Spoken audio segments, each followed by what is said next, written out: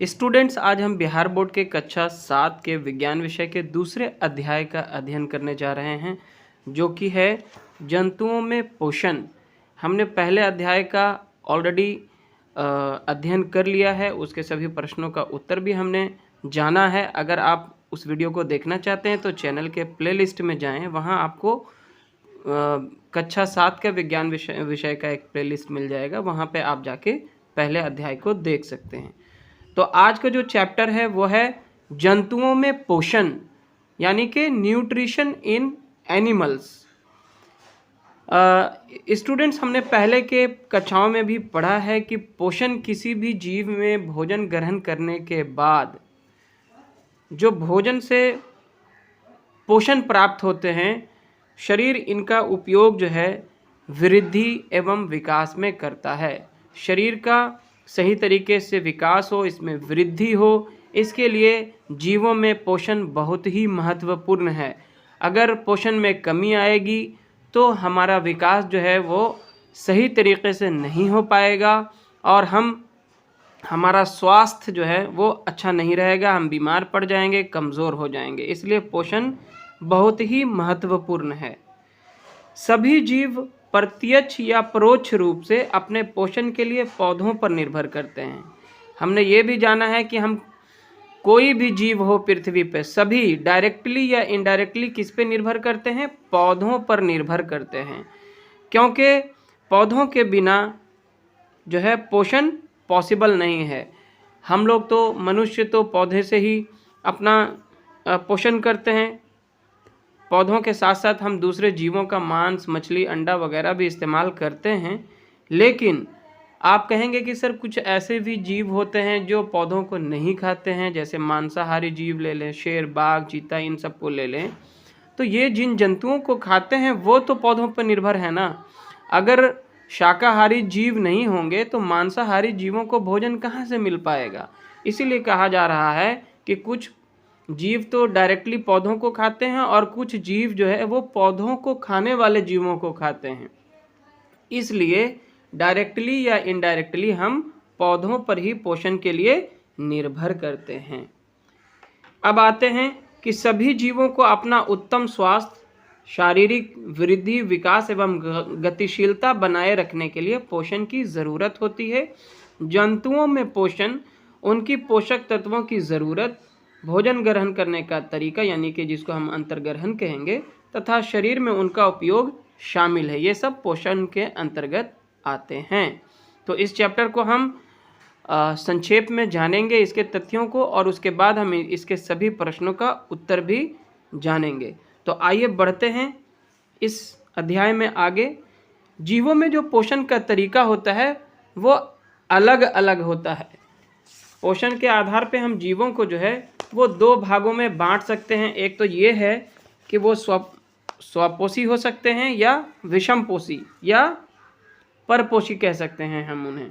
स्वपोषी किसे कहेंगे? हम पौधों को कहेंगे, प्लांट्स को, पेड़ पौधों को, क्योंकि वे अपना भोजन जो है स्वयं प्रकाश संश्लेषण के द्वारा बनाते हैं, वो किसी दूसरे जीव पर निर्भर नहीं करते हैं। और दूसरा होता है विषमपोषी, जैसे कि हम लोग हो गए, मनुष्य एवं अन्य जीव, जो अपना भोजन जो है या तो पौधों से या दूसरे जीवों से ग्रहण करते हैं, यानी कि अपने पोषण के लिए दूसरों पर निर्भर करते हैं। ठीक है ना? तो ये विषमपोषी कहलाते हैं। अब आते हैं कि जो विभिन्न प्रकार के जीव हैं उनमें भोजन जो ग्रहण करने का जो तरीका होता है वो भी क्या होता है? अलग अलग होता है। जैसे यहाँ पे एक तालिका दी गई है, जैसे यहाँ पे कुछ जंतुओं के नाम दिए गए हैं, जैसे कि क्या है? गाय या भैंस। गाय भैंस क्या खाती है? वो घास खाती है या चारा खाती है और इसे वो निगल जाती है और फिर बाद में जुगाली करती है। कुत्ता जो है वो बहुत सारी चीज़ों को खाता है, जैसे रोटी है, मांस है, तो इनको वो चबा चबा कर खाता है। चूहा अनाजों को कुतर कर खाता है। तितली जो है वो फूलों का रस चूसती है। इस तरह से हम देख रहे हैं कि सभी जीव जो है उनमें जो भोजन ग्रहण करने का जो तरीका है वो अलग अलग होता है। आगे है चैप्टर में मानव में पाचन यानी कि डाइजेशन इन ह्यूमंस। जब हम भोजन ग्रहण करते हैं तो शरीर में उसका पाचन होता है, जो कि एक लंबी प्रक्रिया से होकर गुजरता है। मनुष्य में भोजन मुख द्वारा ग्रहण किए जाने के बाद एक सतत लंबी नालिका से गुजरता है, जो मुख गुहिका से आरंभ होकर गुदा या मल द्वार तक जाती है। और इस पूरे जो नलिका जो विभिन्न प्रकार की नलिकाओं से होकर गुजरता है, इन सबको मिलाकर क्या कहते हैं? आहार नाल कहते हैं, यानी कि एलिमेंट्री कैनल कहा जाता है। ठीक है, इसमें जो अलग अलग नलिकाएं होती हैं वो सबसे पहले मुख गुहिका हो गया, माउथ कैविटी, गर्सिका या ग्रास नली, जिसको हम फूड पाइप कह सकेंगे, आमाशय यानी कि स्टमक जो पेट कहलाता है, फिर छोटी आंत, बड़ी आंत, मलाशय यानी कि रेक्टम, और उसके बाद गुदा या मल द्वार के द्वारा जो अपशिष्ट पदार्थ बच जाते हैं भोजन के, वो हम शरीर से बाहर निकालते हैं। तो चित्र के माध्यम से अगर देखें, यहाँ पे बुक में दिया भी गया है, ये देखिए कि यहाँ से जो है हम भोजन ग्रहण करते हैं मुख गुहिका, जो कि बाद में ये ग्रासिका से होते हुए आमाशय में पहुँचता है, यानी पेट में पहुँच जाता है, और उसके बाद फिर यहाँ से ये छोटी आंत और फिर बड़ी आंत होते हुए मलाशय तक आता है, और मलाशय के बाद फिर ये मल द्वार से बाहर निकाल दिया जाता है, जो इसके अपशिष्ट होते हैं। आहार नाल के इन भागों के साथ अनेक छोटी बड़ी जो है ग्रंथियां भी जुड़ी हुई होती हैं, जैसे लार ग्रंथि, यकृत, अग्नाशय आदि, जो पाचक रसों का स्राव करती है। और यही पाचक रस भोजन में मिलने के बाद इनका जो पाचन है, डाइजेशन है, वो तेजी से होता है। आगे जो, चूंकि ये चैप्टर जो है पोषण पे है, तो मानव में जो पोषण के विभिन्न चरण हैं, इसको जानना काफ़ी महत्वपूर्ण है। तो अनेक चरणों में ये कार्य पूरा होता है पोषण का। तो सबसे पहले जो होता है वो कहलाता है अंतर्ग्रहण, जिसको हम क्या कह सकते हैं? भोजन का इनटेक कह सकते हैं। भोजन को जब हम मुंह से खाते हैं, मुख के द्वारा जब भोजन को ग्रहण करते हैं, तो ये अंतर्ग्रहण यानी कि इंजेशन कहलाता है। आहार को प्राप्त और ग्रहण करना, ये जो है मुख द्वारा होता है, और दांत इसे चबाने का काम करते हैं और भोजन को जो है छोटे छोटे टुकड़ों में बदल देते हैं। उसके बाद पाचन शुरू हो जाता है, पाचन को हम डाइजेशन कहेंगे। भोजन के जटिल अवयवों से उपयोगी पदार्थों का संश्लेषण पाचन की प्रक्रिया में मुख से आरंभ होकर आंत तक पूरी हो जाती है, जिसमें अनेक रासायनिक स्राव यानी कि एंजाइम मदद करते हैं। उसके बाद क्या होता है? अवशोषण होता है। अवशोषण को हम एब्जॉर्प्शन कह सकते हैं। पाचित भोजन का रसांगुलों द्वारा ग्रहण एवं रक्त में मिलने की प्रक्रिया, ये जो आंत के अंदर उंगली नुमा जो बनी होती है, उसको जो है हम रसांगुल कहते हैं। आगे आ रहा है चैप्टर में। तो ये जो है पाचित भोजन को यहाँ रसांगुलों के द्वारा जो है ग्रहण करने के बाद, ये जो पाचित भोजन है वो हमारे शरीर के ब्लड में यानी कि खून में मिल जाता है। इसको हम अवशोषण कहेंगे। उसके बाद है स्वांगीकरण।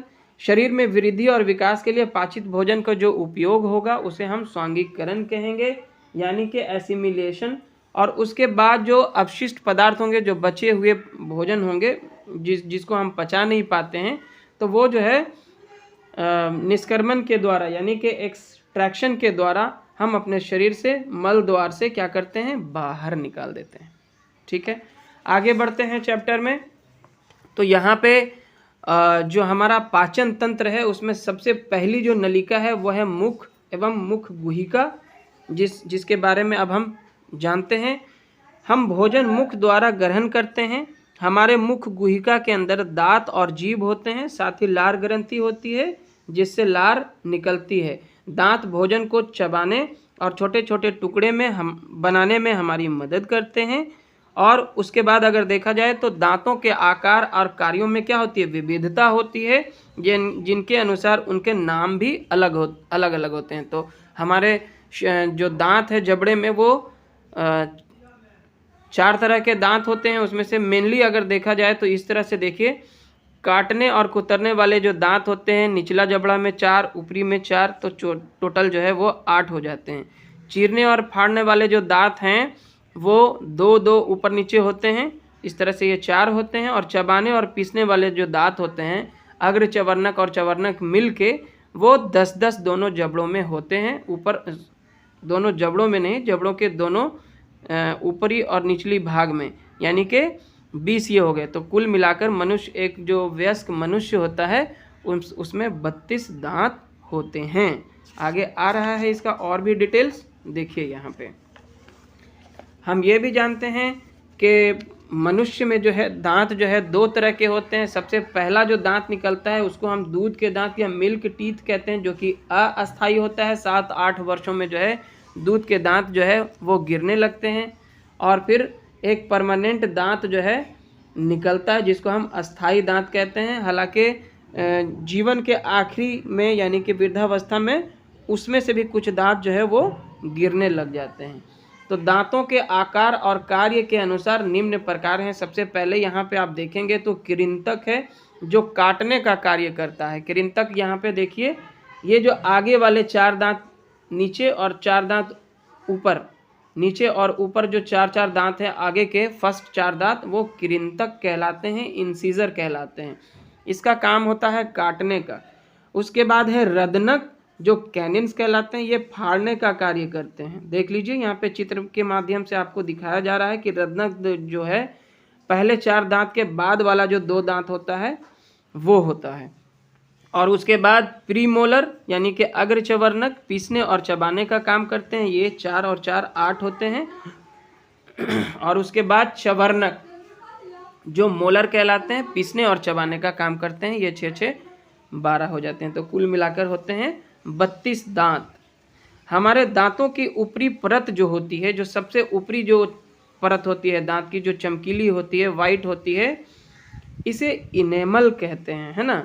हमारे शरीर, और ये जो है हमारे शरीर का कठोरतम पदार्थ है। सबसे ज़्यादा जो कठोर हमारे शरीर का हिस्सा है वो है इनेमल, जो दांत का ऊपरी परत होता है।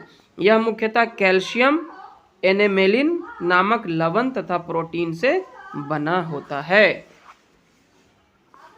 आगे अगर बढ़ते हैं इस चैप्टर में, तो है दांतों की हम सुरक्षा कैसे करेंगे। दांतों की रक्षा या सुरक्षा, ये स्वास्थ्य का आधार है। अगर दांत हमारा स्वस्थ होगा तो हम भोजन को सही तरीके से चबा कर खा पाएंगे और हर तरह के भोजन को हम ग्रहण कर पाएंगे। लेकिन अगर हम दांतों का ध्यान नहीं रखेंगे, रोज़ाना ब्रश नहीं करेंगे, दांतों की साफ सफाई का ध्यान नहीं रखेंगे, तो क्या होगा कि हमारे दांत जो है उसमें कैविटी आने लगेगी, दांतों में सड़न होने लगेगा और फिर जो है दांतों के स्वास्थ्य पे असर पड़ेगा। हम जो भी चीज़ें खाते हैं, दांतों से चबाते हैं, तो उसके छोटे छोटे जो अन्न कण होते हैं वो दांतों में चिपक जाते हैं तथा उन पर एक परत बना लेते हैं। इसके कारण जो है जीवाणुओं को पनपने और बढ़ने का मौका मिल जाता है, ठीक है ना। और ये जो जीवाणु होते हैं वो दांतों की ऊपरी परत यानी कि इनामेल को क्षति पहुंचाते हैं।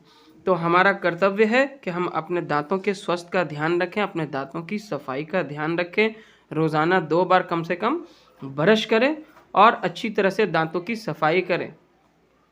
उसके बाद पाचन तंत्र का जो दूसरा मुख्य जो नली है वो है भोजन नली यानी कि ग्रासिका, जो कि फूड पाइप कहलाता है। मुख द्वारा चबाया हुआ भोजन ग्रास नली या ग्रासिका में जाता है। ग्रास नली की मांसपेशियों में संकुचन होते रहता है।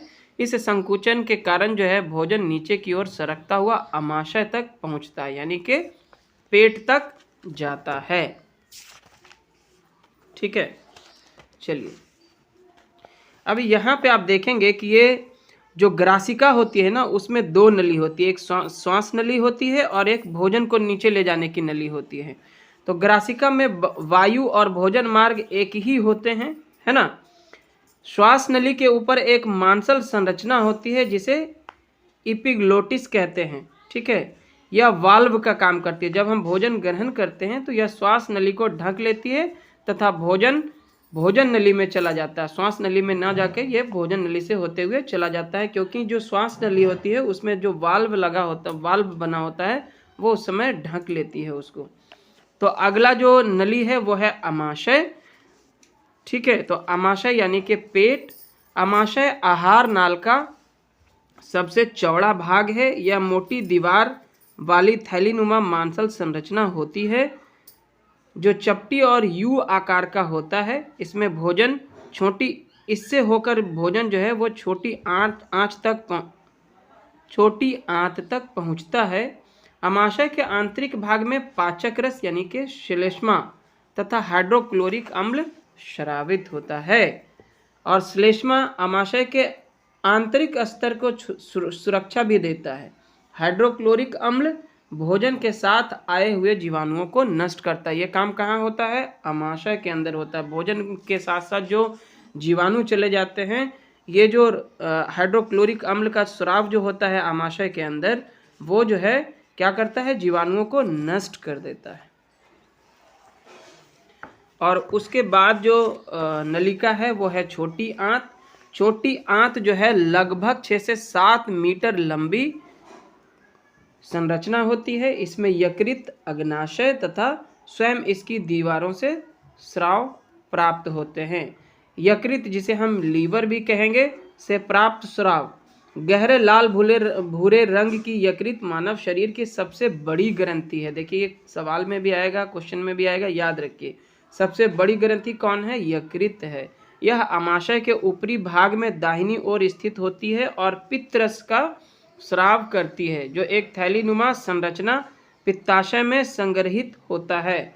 पित्तरस वसा के पचाने में महत्वपूर्ण भूमिका निभाता है। किसको पचाने में? वसा।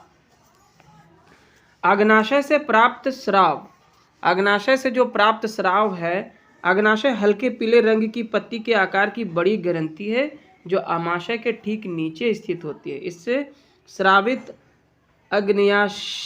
अग्न्याशयिक रस प्रोटीन, कार्बोहाइड्रेट और वसा पर क्रिया कर उन्हें सरल रूपों में बदल देते हैं।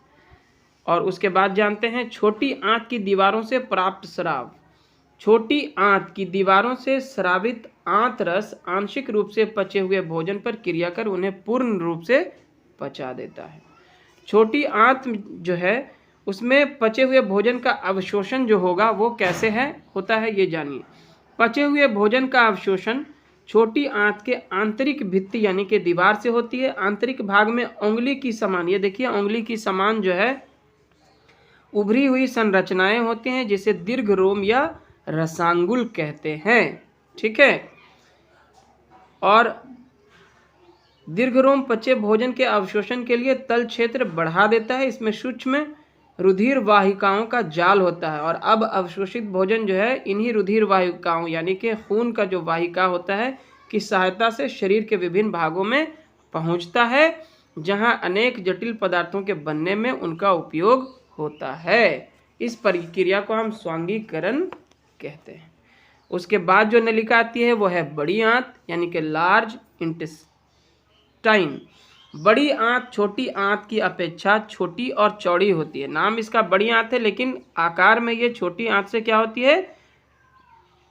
छोटी और चौड़ी होती है। इसकी लंबाई लगभग 1.5 मीटर होती है।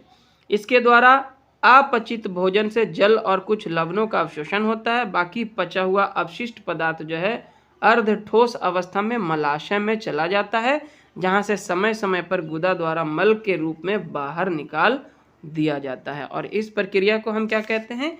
निष्कासन कहते हैं। अब बहुत ही एक खास इस चैप्टर का एक और भाग है जो कि है घास चरने वाले जंतुओं में पाचन। हम जानते हैं कि जो घास चरने वाले जंतु होते हैं उसमें घास का पाचन होता है। नॉर्मली मनुष्य जो है घास नहीं खाते हैं, क्योंकि ऐसे जानवर जो घास खाते हैं उनके शरीर में एक अलग सी संरचना होती है एक, और उस संरचना के कारण ही वो इस घास को पचा पाते हैं। वो कैसे है जानते हैं? हमारे आसपास ऐसे अनेक जंतु हैं जो घास खाते हैं, जैसे गाय, भैंस, बकरी, है ना। हम घास पचा नहीं सकते। मनुष्य जो है वो घास पचा नहीं सकते हैं। क्यों? क्योंकि घास में सेल्यूलोज जो है वो प्रचुर मात्रा में पाया जाता है, और सेल्यूलोज एक प्रकार का कार्बोहाइड्रेट है, और सेल्यूलोज का जो है हम पाचन नहीं कर सकते। मनुष्य में इसका पाचन नहीं होता है। मानव सहित बहुत से जंतु सेल्यूलोज का पाचन नहीं कर पाते, ठीक है, नहीं कर पाते। घास खाने वाले जंतुओं की पाचन व्यवस्था थोड़ी अलग होती है। इनका आमाशय विशेष प्रकार का होता है जो 4 भागों में बंटा रहता है। पहला भाग सबसे बड़ा होता है जिसे रुमेन कहा जाता है। यहाँ पे देखिए ये जो है रुमेन कहलाता है, ठीक है ना। आमाशय का ये पहला भाग जो है वो रुमेन कहलाता है। निगला हुआ घास प्रथम आमाशय यानी कि रुमेन में इकट्ठा होता है। जब ये घास खाते हैं तो ये सारा घास जो है जाके रुमेन में जमा हो जाता है।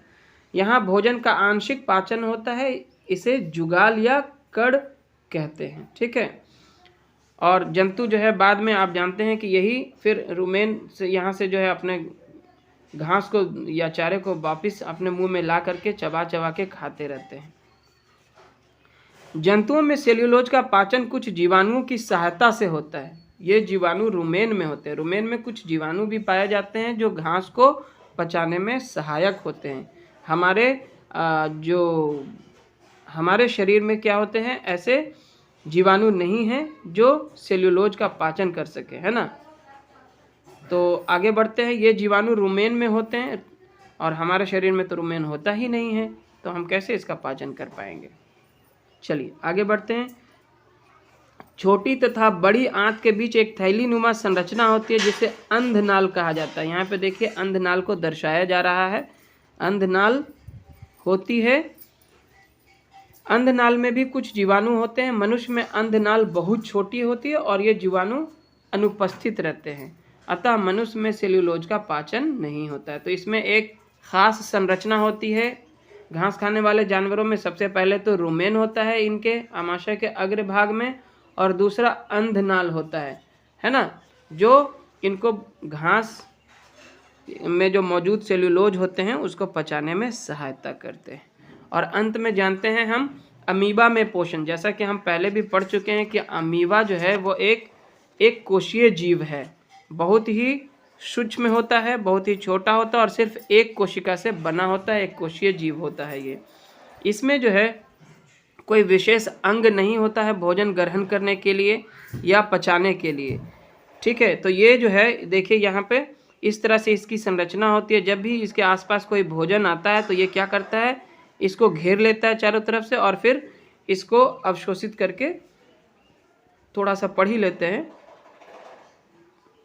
इसमें एक या अधिक उंगली जैसे उभार निकले रहते हैं। इस तरह से उभार इसमें रहता है, ये हमने पेन से बना दिया, जिसे पादाब या कृत्रिम पांव कहते हैं। ये अमीबा को गति तथा भोजन पकड़ने में मदद करता है। ये रोमा जैसा जो आप देख रहे हैं, है ना। अमीबा का आहार सूक्ष्म जीव जैसे जीवाणु, कवक आदि हैं। ये इन चीज़ों को खाता है, सूक्ष्म जीवों को ही खाता है। जब यह भोजन के संपर्क में आता है या भोजन इसके आसपास होता है, यह अपने पादाभों को विकसित करता है, ठीक है ना। विकसित कर भोजन को चारों तरफ से घेर लेता है, ठीक है। और दोनों ओर से विकसित पादाभ आपस में मिलकर एक हो जाते हैं। भोजन इस प्रकार बने खाद्यान्नी में बंद होकर अमीबा की कोशिका के अंदर चला जाता है और खाद्यान्नी में ही इसका जो भोजन का जो पाचक रस होता है वहाँ से स्राव होता है। खाद्यान्नी में पाचक रसों का स्राव होता है जो खाद्य पदार्थों पर क्रिया कर उन्हें सरल पदार्थों में बदल देते हैं। इस प्रकार पचा हुआ भोजन धीरे धीरे अवशोषित हो जाता है और अमीबा में वृद्धि, रख रखाव और उनकी जनसंख्या वृद्धि यानी कि गुणन में मदद करता है। तो संक्षेप में हमने इस चैप्टर को पूरा पढ़ लिया, जंतुओं में पोषण। और भी आप यहाँ पे अगर आप खुद से अध्ययन करेंगे तो यहाँ पे और भी जो इम्पोर्टेंट पॉइंट्स होते हैं पूरे चैप्टर का हमने सीखा। मैं यहाँ पे पॉइंट के थ्रू एक एक करके इम्पोर्टेंट पॉइंट यहाँ पे संक्षेप में लिखे जाते हैं।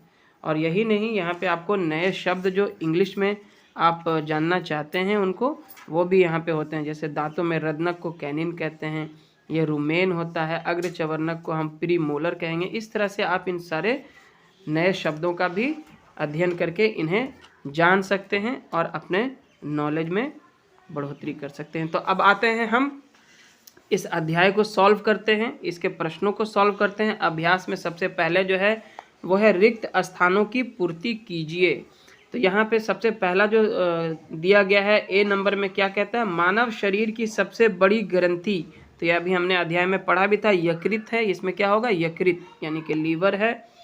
मनुष्य में भोजन का पाचन मुख में शुरू होकर, या मुख गुहिका भी आप लिख सकते हैं, मुख गुहिका है ना, मुख से शुरू होकर बड़ी आंत में पूरा होता है। क्या होगा, बड़ी आंत में पूरा होता है। आमाशय में हाइड्रोक्लोरिक अम्ल एवं पाचक रस का स्राव होता है जो भोजन पर क्रिया करते हैं। इसमें होगा पाचक रस। जो डी नंबर है उसमें है मनुष्य में पोषण के मुख्य चरण। पोषण के मुख्य चरण कौन कौन है, अंतर्ग्रहण है, फिर पाचन है, फिर अवशोषण है और फिर निष्क्रमण है।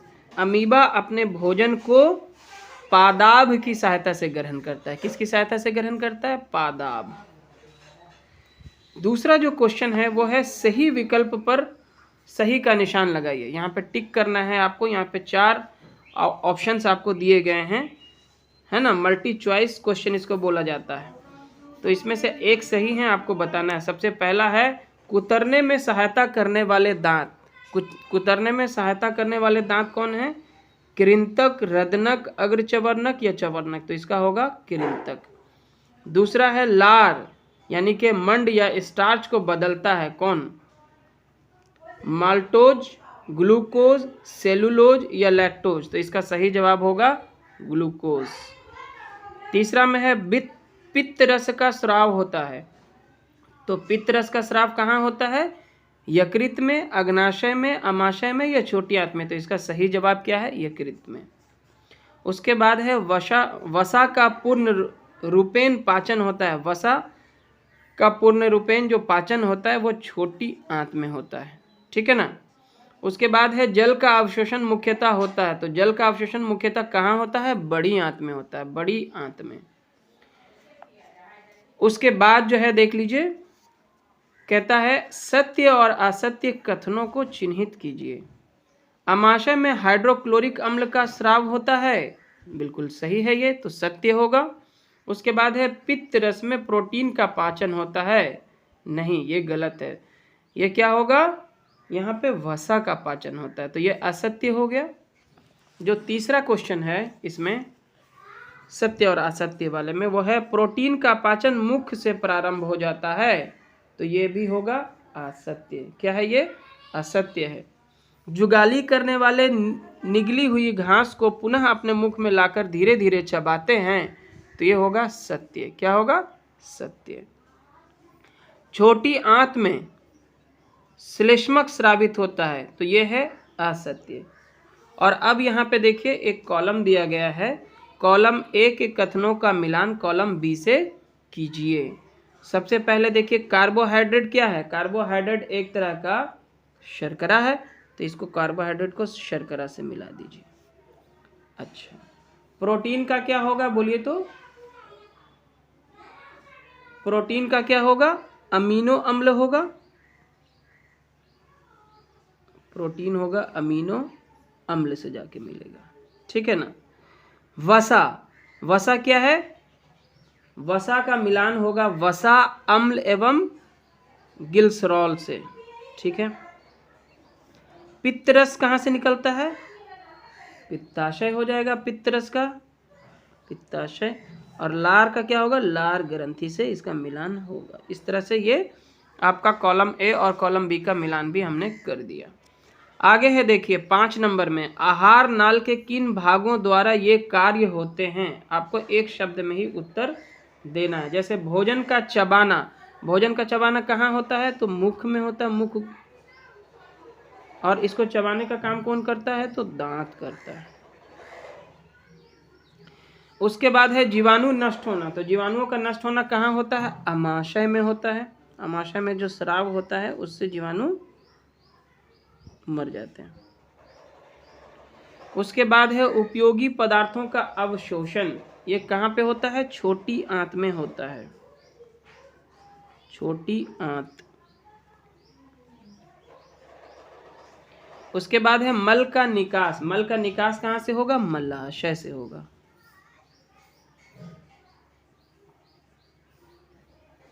ठीक है, चलिए अब कहता है यहाँ पे एक शब्द में उत्तर दीजिए। यहाँ पे भी आपको एक ही शब्द में उत्तर देना है। जैसे मानव शरीर में पाया जाने वाला कठोरतम पदार्थ, इसको हम क्या कहते हैं? इनेमल कहते हैं, जो दांत का ऊपरी परत होता है, इनेमल। ठीक है ना। उसके बाद है पचे भोजन का अवशोषण करने वाली उंगली जैसी संरचनाएं, ये क्या कहलाती है? दीर्घ रोम या रसांगुल कहलाती है। दीर्घ रोम या फिर रसांगुल भी आप लिख सकते हैं।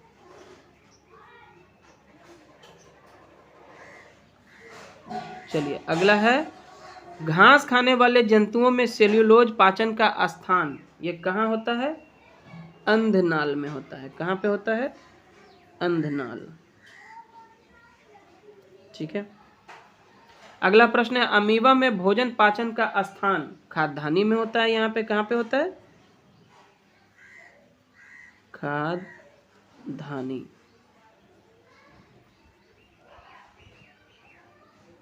उसके बाद है, भोजन के अवयवों से उपयोगी पदार्थ संश्लेषण की प्रक्रिया, ये प्रक्रिया कहाँ होती है? तो छोटी आंत में होती है। कहाँ होती है?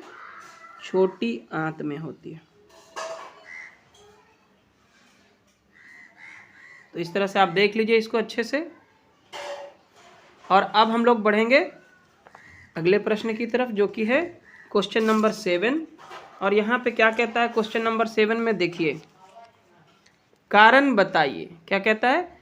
कारण बताइए मनुष्य में सेल्यूलोज का पाचन नहीं होता। तो इसको हमने समय बचाने के लिए एक नोट करके रख लिया है ऑलरेडी आपके लिए, तो आप इसे देखिए और यहाँ से इस प्रश्न को आप लिख सकते हैं। घास खाने वाले जंतुओं के शरीर में छोटी तथा बड़ी आंत के बीच एक थैलीनुमा संरचना अंधनाल होती है। इसमें जीवाणु होते हैं जो सेल्यूलोज के पाचन में सहायता करते हैं, सहायक हैं। ठीक है ना। मनुष्य में अंधनाल बहुत छोटी होती है और जीवाणु अनुपस्थित रहते हैं, अतः मनुष्य में सेल्यूलोज का पाचन नहीं होता है। अगला प्रश्न जो है, आप स्क्रीनशॉट ले लें, आराम से लिख लीजिएगा या फिर पॉज करके देखिए। दूसरा है आपका, अमीबा के खाद्यान्नी में भोजन का पाचन होता है, इसका क्या कारण है? इसका कारण आपको बताना है। तो ये है, अमीबा के खाद्यान्नी में ही पाचक रसों का स्राव होता है, जो खाद्य पदार्थों पर क्रिया कर उन्हें सरल पदार्थों में बदल देते हैं। इस प्रकार पचा हुआ भोजन धीरे धीरे अवशोषित हो जाती है। बिना पचा हुआ पदार्थ खाद्यान्नी से होकर कोशिका द्वारा बाहर निकाल दिया जाता है। तो ये हो गया दूसरा। और जो इसमें कारण बताइए में जो तीसरा क्वेश्चन है, वो इस तरह से यहाँ पे आप आराम से आप देख सकते हैं। इसमें जो तीसरा क्वेश्चन था वो क्या कह रहा था? देखिए, वायु नली तथा भोजन नली का संबंध गर्सनी से होता है, फिर भी भोजन वायु नली में नहीं जाता है, इसका क्या कारण है? तो हमने चैप्टर में भी पढ़ा था कि श्वास नली के ऊपर एक मांसल संरचना होती है जिसे हम एपिग्लोटिस कहते हैं। यह वाल्व का काम करती है। वाल्व का काम करती है। जब हम भोजन ग्रहण करते हैं तो यह श्वास नली को ढक लेता है तथा भोजन नली में चली जाती है। संक्षेप में बहुत ही अच्छा उत्तर लिखा है, इसको लिखिए आप। और उसके बाद हम आते हैं मेन जो क्वेश्चन आपको दिया गया है क्वेश्चन नंबर 8 में। तो क्वेश्चन नंबर 8 में क्या कहता है? छोटी आंत में किन ग्रंथियों के स्राव आते हैं? पाचन में उनकी क्या भूमिका है? तो इसका उत्तर आप यहाँ से लिखिए। छोटी आंत में यकृत से पित्तरस स्राव होता है जो पाचन में महत्वपूर्ण भूमिका निभाते हैं। पहला पॉइंट ये लिख दीजिएगा। दूसरा पॉइंट जो है आप इस तरह से लिख सकते हैं, छोटी आंत में अग्नाशय से अग्न्याशयिक रस स्राव होता है। ये रस 2 बार लिखा गया, जो प्रोटीन, कार्बोहाइड्रेट और वसा पर क्रिया कर उन्हें सरल रूप में बदल देते हैं। और तीसरा पॉइंट लिख सकते हैं कि छोटी आंत की दीवारों से आंत रस स्राव होता है जो आंशिक रूप से पचे हुए भोजन पर क्रिया कर उसे पूर्ण रूप से पचा देता है। तो ये हो गया छोटी आंत में किन ग्रंथियों के स्राव आते हैं, पाचन में उनकी क्या भूमिका है। तो ये तीनों हो गया आपका पॉइंट। अब बढ़ते हैं हम क्वेश्चन नंबर 9 की तरफ, जो कि है अमीबा में पोषण की प्रक्रिया मानव से भिन्न है कैसे? मनुष्य भोजन को मुख से ग्रहण करता है, जबकि अमीबा में भोजन का अंतर्ग्रहण पादाब की सहायता से होता है। मनुष्य के शरीर में भोजन को पचाने के लिए पाचन तंत्र होता है, जबकि अमीबा में भोजन का पाचन खाद्यान्नी में होता है। और अंतिम प्रश्न नहीं, अंतिम नहीं है, सेकंड लास्ट कह सकते हैं। मनुष्य में पाए जाने वाले दांत तथा उनके कार्यों को लिखें। सारे के सारे जो प्रश्न के उत्तर हैं वो आपको चैप्टर में भी आप ढूंढेंगे तो ठीक तरह से मिल जाएगा, लेकिन वीडियो जो है काफ़ी लंबा हो जाएगा चैप्टर का, तो इसलिए हमने नोट कर लिया है। इसमें देखिए, इसका उत्तर आप इस प्रकार से लिख सकते हैं। मनुष्य में पाए जाने वाले दांत तथा उनके कार्य निम्नलिखित हैं। पहला कृंतक यानी कि इंसीजर, काटने का कार्य करता है। दूसरा रदनक है जो फाड़ने का कार्य करता है। तीसरा है अग्रचवर्णक, जिसको हम प्रीमोलर कह सकते हैं, पीसने और चबाने का काम। और चौथा है चवर्णक यानी कि मोलर, जो पीसने और चबाने का काम करता है। तो आप इसको अगर लिख रहे हैं तो जल्दी से स्क्रीनशॉट लीजिए या इसको पॉज करके आराम से आप लिखिए, ठीक है। और उसके बाद अंतिम प्रश्न में आते हैं, जो कि है क्या कहता है, देखिए, मनुष्य के पाचन तंत्र का नामांकित चित्र बनाइए। बहुत ज़्यादा ये क्वेश्चन जो है परीक्षाओं में पूछा जाता है, तो आप इसको इग्नोर न करें, बल्कि ये बहुत ही ध्यान से आप बना लें। किताब में भी दिया गया है, और नहीं तो आप गूगल वगैरह में भी सर्च करके अच्छा से अच्छा आप बना सकते हैं। आप इसको, इस ढांचे को बनाइए, ये मत बनाइए, लेकिन ये आपको एटलीस्ट बनाना है, जिसमें मुख गुहिका दिखाना है, ग्रासिका, आमाशय, छोटी आंत, बड़ी आंत, मलाशय और मलद्वार। ये आपको बुक में बढ़िया से एरो के साथ साथ दिखाया गया है। तो आपको इस तरह की संरचना बनानी है पेंसिल से या पेन से, जैसे आप बना सकते हैं। और ये आपके प्रश्न का, अंतिम प्रश्न का उत्तर हो गया। तो यहाँ पे ही ये चैप्टर समाप्त होता है। तो धन्यवाद, जुड़े रहें हमारे साथ आगे के वीडियो में भी।